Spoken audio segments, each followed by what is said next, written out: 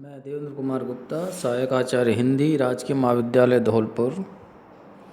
मेरे इस YouTube channel में आप सभी BA द्वितीय वर्ष के अंतर्गत अध्ययन करने वाले विद्यार्थियों का स्वागत है। हम इससे पूर्व वीडियो में भी डॉक्टर रामकुमार वर्मा द्वारा रचित एकांकी औरंगजेब की आखिरी रात का अध्ययन कर रहे हैं। आज उसी क्रम में हम इस एकांकी के पृष्ठ संख्या 32 और 33 का आलोचनात्मक अध्ययन करेंगे। जैसा कि आपको पता ही है कि इस एकांकी में औरंगजेब की जो मनः स्थिति है, उस मनः स्थिति को बड़े ही सुंदर तरीके से डॉक्टर रामकुमार वर्मा जी ने स्पष्ट किया है और जीवन के इस अंतिम समय में उन्हें अपने द्वारा किए गए जितने भी कार्य हैं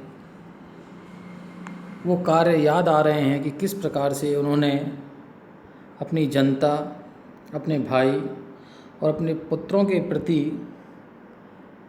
बड़ा ही निर्दयी स्वभाव रखा और उस निर्दयी स्वभाव के कारण ही लोग उन्हें पसंद नहीं करते थे। और यही कारण है कि आज जीवन के इस अंतिम क्षण में भी उनके पुत्र उनके पास नहीं है। अपने पुत्रों को नेक नामी और अच्छे राजा के होने के लिए वो एक पत्र लिखवाते हैं ताकि उनके पुत्र एक अच्छे शासक के रूप में अपना कार्य कर सकें।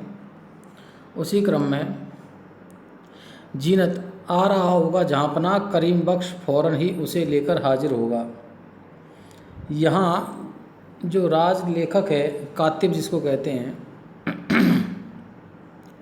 उस कातिब को बुलाने के लिए जो करीम बख्श नाम का सिपाही है उसको भेजा गया है ताकि वह पत्र लेखन के लिए तुरंत ही उपस्थित हो सके। आलम, जब हम पैदा हुए थे तब हमारे चारों तरफ हजारों लोग थे, लेकिन इस वक्त हम अकेले जा रहे हैं। हम इस दुनिया में आए ही क्यों? हमसे किसी की भलाई न हो सकी। हम वतन और रैयत दोनों के लिए गुनाह अपने सिर पर लिए जा रहे हैं। जिस समय व्यक्ति का जन्म होता है तो एक उत्सव मनाया जाता है और उस व्यक्ति से संबंध रखने वाले व्यक्ति उस उत्सव में शामिल होते हैं, क्योंकि समाज की बहुत सारी अपेक्षाएं और खुशियां उस व्यक्ति के आगमन से शुरू होती हैं। लेकिन जब वह व्यक्ति अपने जीवन में कोई भी ऐसा कार्य नहीं करता जिससे कि उसका सामाजिक परिप्रेक्ष्य जो है वह स्पष्ट हो सके, तो निश्चय ही ऐसे व्यक्ति के पास उसके अंतिम समय में रहने वाले लोगों की संख्या बेहद न्यून हो जाती है।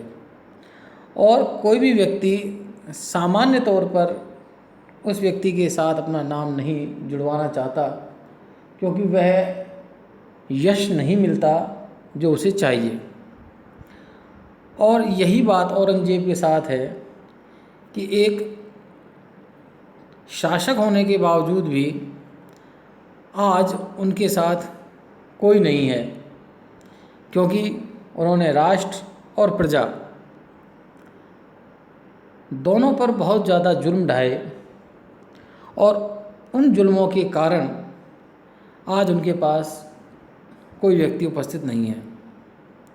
जीनत, आलम पना, आपने तो वतन और रैयत की भलाई की। और आलम बीच में ही रोककर, इस आखिरी वक्त में ऐसी बात मत कहो जीनत। वे बातें बहुत बार सुनी हैं, लेकिन अब इन बातों से रूह कांपती है, दिल डूबता है। काश ये बातें सच होती, क्योंकि सच्चाई वो नहीं है जो दिखाई देती है, सच्चाई वह है जो महसूस की जा रही है। और औरंगजेब बेहतर तरीके से जानते हैं कि सत्य वास्तव में क्या है। जीनत नहीं आलमपना, खानदानी तैमूरी में आपसे बढ़कर अदल करने वाला कोई व्यक्ति नहीं हुआ, इतना वीर शासक कोई पैदा नहीं हुआ। आलम और उस अदल में हमने अपनी मुराद पूरी की। मुराद शब्द से मुराद बख्श का स्मरण आने पर और हमारे मुराद बख्श ने सामूगढ़ की लड़ाई में हमारे कहने पर दारा से लोहा लिया, अर्थात अपने ही भाई का दूसरे भाई के प्रति विद्रोह जो है वो कुचला, उससे संघर्ष किया। कितनी हैरत अंगेज थी वह, सोचते हुए राजा राम सिंह ने तलवार का ऐसा हाथ चलाया कि हम मैं हाथी के जमींदोज हो जाते।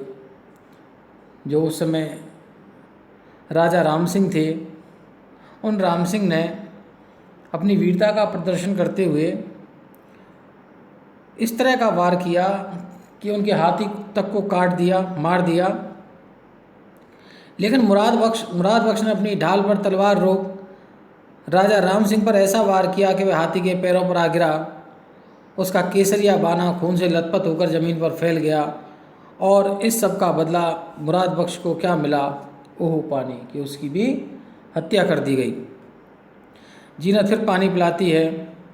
हजूर आली, आपसे दस्त बस्ता अर्ज है कि आप कुछ ना फरमाएं, ऐसी बातें करके आप अपनी हालत और ख़राब कर लेते हैं। इस तरह की जो नकारात्मक जो बातें हैं उनको आप ना कहें, क्योंकि ऐसा करने से आपकी तबीयत अधिक ख़राब हो जाती है।